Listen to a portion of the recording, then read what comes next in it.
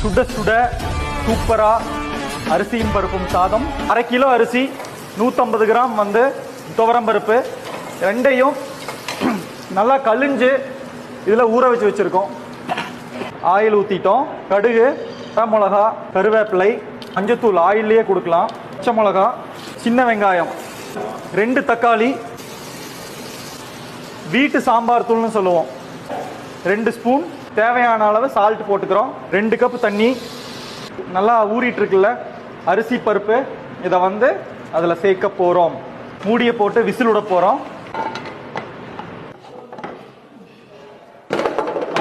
குருமிளகு, ஜீரகம், பூண்டு சும்மா இடிச்சு போட்டு அடடா தேங்காய் எண்ணெயை தெளிச்சு விடணும். தம்மு உடைக்க போகிறோம். கொத்தமல்லி தலையை மேலால போட்டு இப்படி ஒரு திருப்பு, அப்படி ஒரு திருப்பு. அரிசியும் பருப்பும் சாதம் அப்படி இருக்கும்.